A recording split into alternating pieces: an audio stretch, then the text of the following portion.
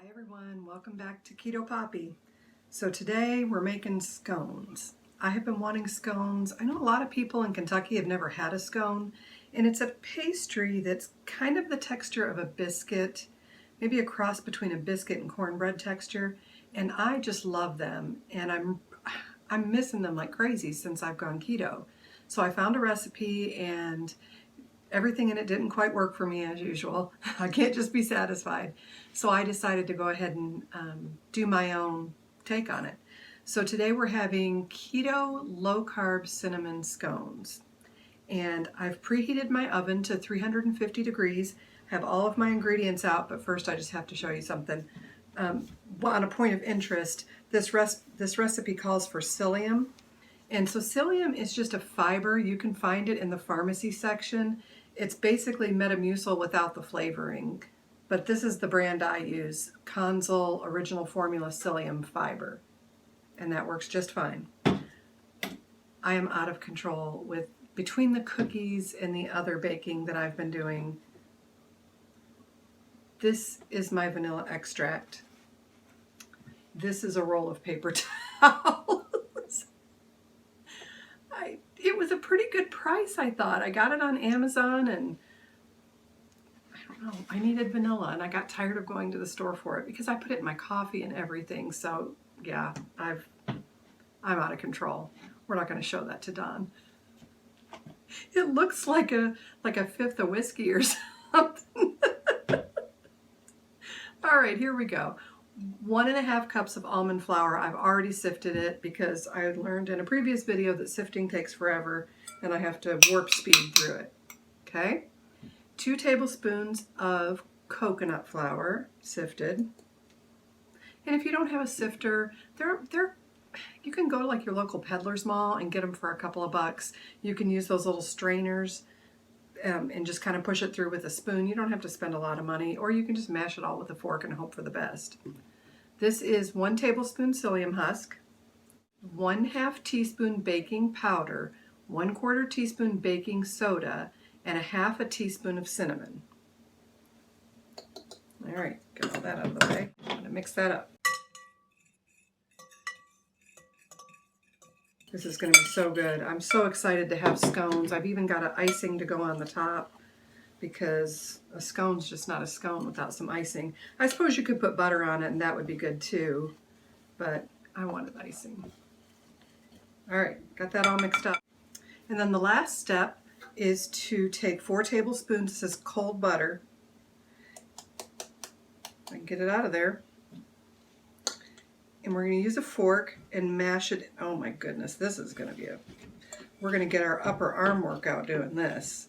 And the reason you want the butter to be cold is because of the texture it gives it. This is a pastry, so the texture is really important. You're going to do this until it's crumbly. I suppose you could do it in a food processor, and I'm guessing it would be a lot easier.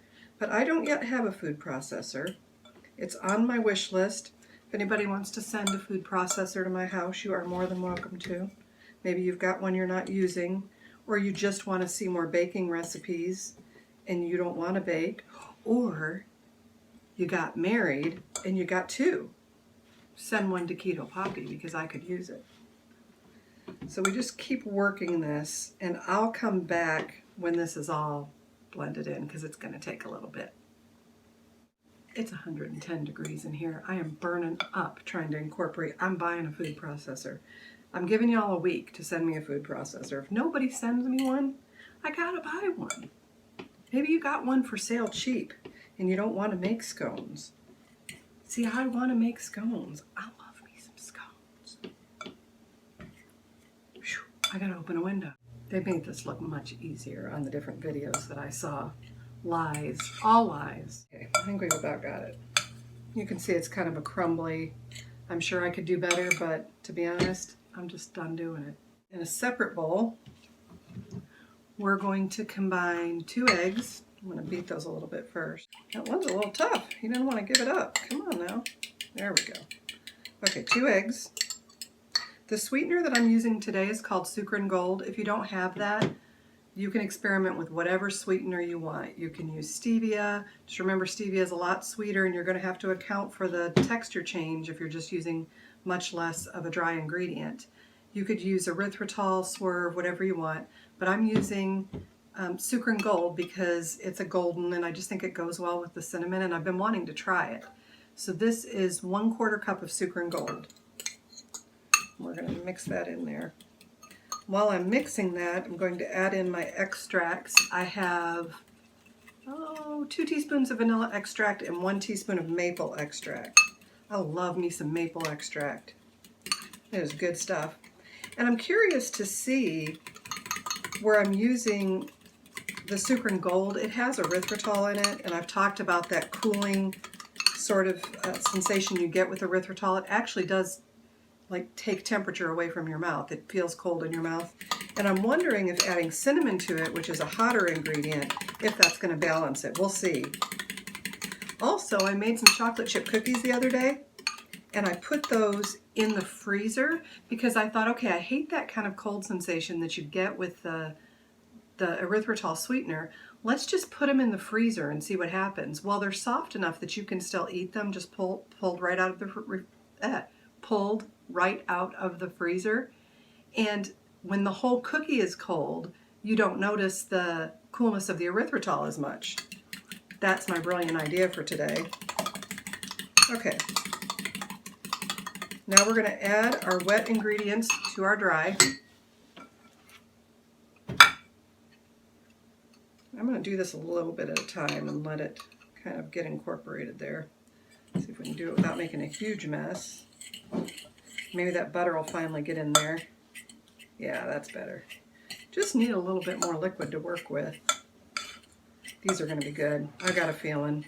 After those chocolate chip cookies and the 7 attempts it took to get those right, and thank you to my friend Deidre Ryan. She's a Facebook friend of mine. She's also an author, so you can go and check out her books. But she sent me a cookie recipe that I then modified a little bit and used, and I really like that. Oh, that's mixing up nice. Let's do the rest of this. And I remembered my spatula this time. Cooking with gas now. And if I didn't mention it before, I've got my oven preheated to 350 degrees. So we'll finish mixing this. Then I'm going to take my ring off for the messy part. It was funny, I was kind of worried because I hadn't really lost any weight in the last 2 weeks. But I have several shirts that didn't fit me before that fit now. And I'll never, don't tell me muscle because I've not been working out. So there's no way I'm gaining muscle magically. I'm forever perplexed by the ability to lose mass without losing weight. Does that not just defy the laws of science? But apparently I'm doing that because I woke up this morning and my ring was too big. And it had been fitting a little tight, so could be a fluid shift, I know. That's so nice. Some of that butter's not quite there. Okay. Get that all mixed up. And we'll get it on our pan and get it into the oven. Okay, now we're going to get this, now my ring's tight. We're going to get this on our pan.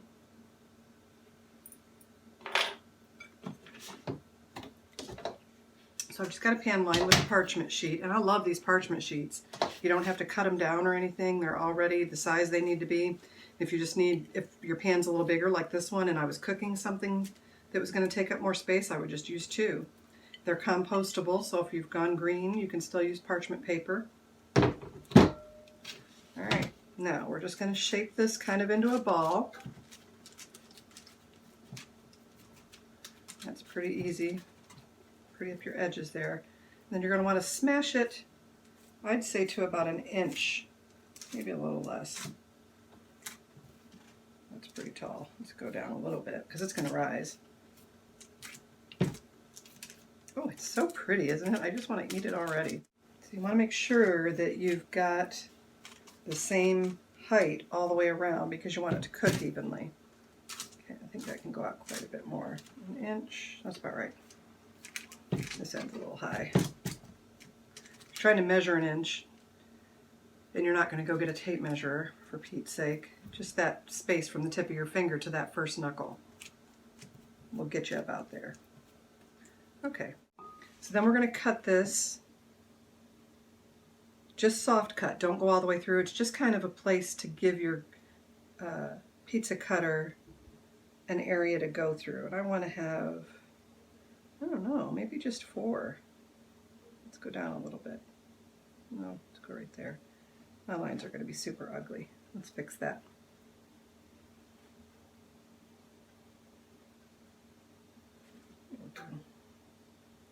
I don't know how much these are going to grow, so I'll do an extra little one right there, and if it's super big, then we'll have pieces that are more the right size.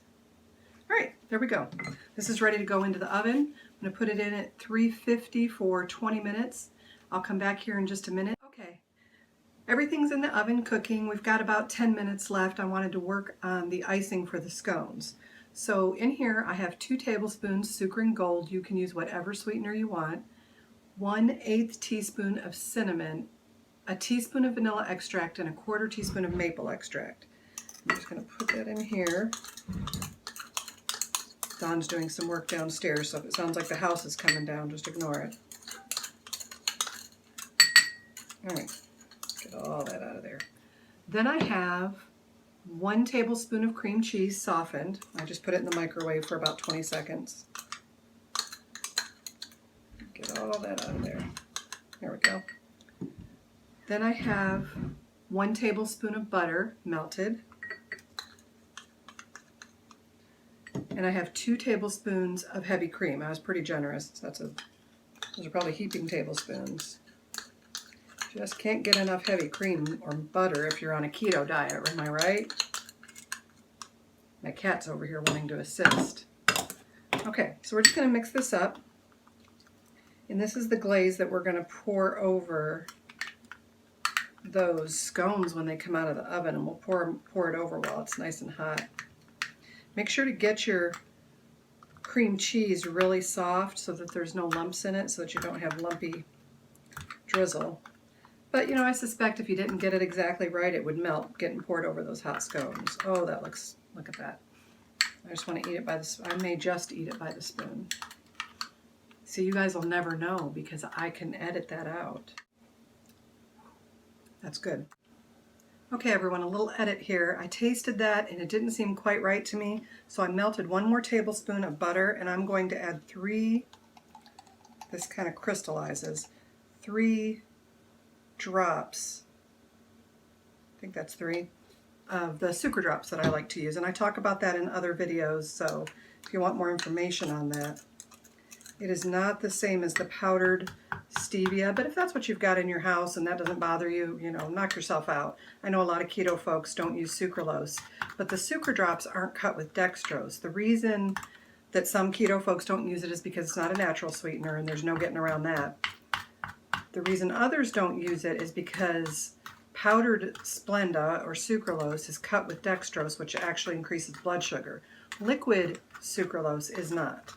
And I've tested my blood sugar and my ketones after using varying numbers of drops of the Sucradrops, and it's had no effect on my level of ketosis. And I stay between 3 and 4.2 on my keto monitor. We've got just a few minutes left until our goodies come out of the oven, and I'll have to let those cool just a little bit before drizzling them. Let me taste this. Oh, much better. That's perfect. It's funny how the Sucradrops will balance the erythritol blends. And you know, it's just a few drops. I know people are really freaked out by sucralose. Some people are, I'm not. When you're just using a few drops in a large recipe, I mean, how much of that are you actually going to get in a scone? Not very much.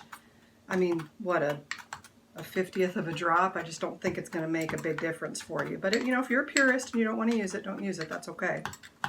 All right, we'll be back here in about 15 minutes when the scones are cool, and we'll get them glazed and we'll have a taste. So I wanted to come back and ice this and let it set for a few minutes before we eat it. So I'm going to just dump this on here. You can see how pretty that came out. And then we'll just spread this around. I've got a little bit of the cream cheese that didn't quite get melted, and I'm hoping by icing the scone now while it's still a little warm, that'll happen. But if not, it's all good. Can't always be perfect, and that's okay. I know some of you out there, you type A personalities, are just cringing that I've said that. Oh. If you can't screw with the type A personalities, what can you do, right? Just kidding. All right. That's good. I'm going to leave that set for a few minutes, and then we'll come back and we'll have it. Now, scones should be kind of crumbly like cornbread. And so if you can see that slice there, put it on the plate. Looks so pretty. We'll slide this over out of the way. I've just got a little cup of tea. Here we go.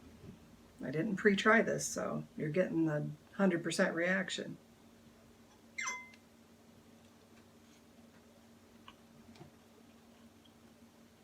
Oh, that's good.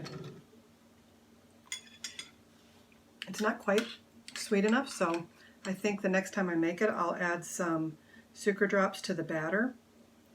But for now, what I'll do is I'll just put some more of the glaze on because the glaze is pretty sweet. But the texture's spot on. Just nice and crumbly. It almost reminds me of like maybe a coffee cake. That's better. Oh, that's super yummy. My cat, you can't quite see her, but I pushed a bar stool under the other side of the table and she's peeking over the side staring at my scone. Hi, Sophie girl. You don't eat scones.